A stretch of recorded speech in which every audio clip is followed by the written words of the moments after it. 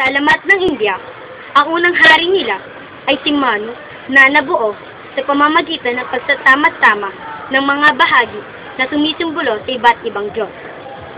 Ito ay ang buwan, apoy, araw, hangin, kayamanan, tubig at kamatayan. Dahil nagmula siya sa mga Diyos, hindi lang niya sinisimbolo ang iba't ibang Diyos.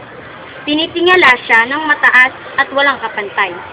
Tinatawag siyang Devaraha, kung saan ang Deva ay nangangahulugang Diyos at ang Raha. Sa reliyong Hinduism at Buddhism, ang tahanan ng mga Diyos ay ang Mount Meru, ang aksis ng isang bilog ng mundo.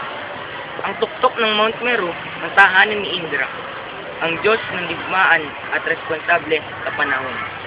Samantala, ang hari ay nakaupo sa trono at kinikilalang Chakrabarti o hari ng buong daigdig.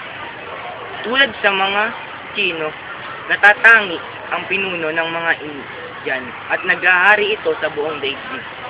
Nangangako ng katapatan ang kanyang mga taong sasakupan habang ang hari ay nangangako rin ang pamumuno ng makatwiran at mapagkalinga sa mamamayan at relihiyon. Namumuno ang hari sa pagsasagawa ng mga ritual para sa mga Diyos tulad ng Spring Festival at Rain Festival. Simbolo ng kapangyarihan at katayuan ng hari ang puting payong at royal elephant o elepante.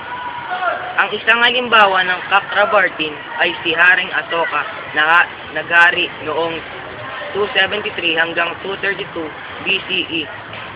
Isa siyang mandirigma na tinilakdaan ang karanasan, niyakap ang Buddhism at naging taga-suporta ng relihiyon. Nakarating sa Timog Silangang Asya ang Hinduism at Buddhism at kaakibat nito ang pananaw sa hari. Sa Hinduism, ang hari ay tinitingnan bilang buhay na imahe ng Diyos.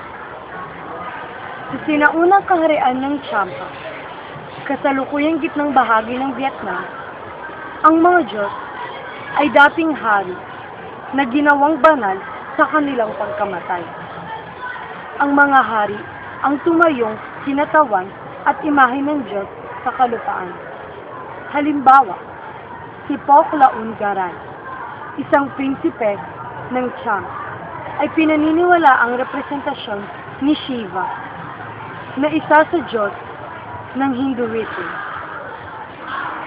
Ang relihiyon ng kaharian ay umiinog sa pagsamba kay Shiva, na kinikilalang Diyos ng pag-aanak at sinisimbolo ng isang linga, isang bato na korteng ari ng lalaki. Sinamba rin ni Shiva sa entaryong Khmer sa angkon ng Cambodia. Nagkaroon ng kulto ng pagsamba kay Shiva bilang nasa kontekstong ito ay nangungulugang haring Diyos. May mga scholar naman na nagsasabi ng Devaraha ay maaari ring mangulugang hari ng mga Diyos.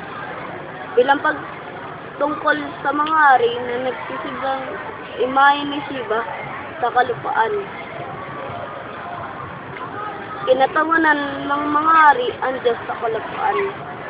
Pinaniniwalaan ng mga hari ng Khmer tulad ni Jayavarman II noong ika-9 ng siglo ay ang Chakrabartin o hari ng buong daigdig na nasa ilalim ng proteksyon at pagkalinga ni Shiva.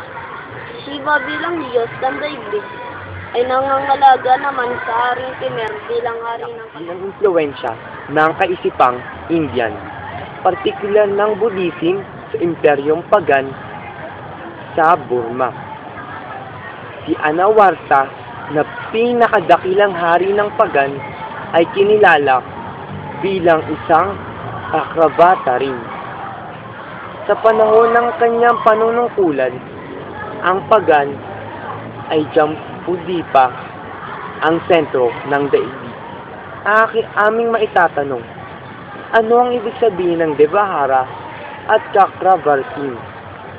Ipaliwanag.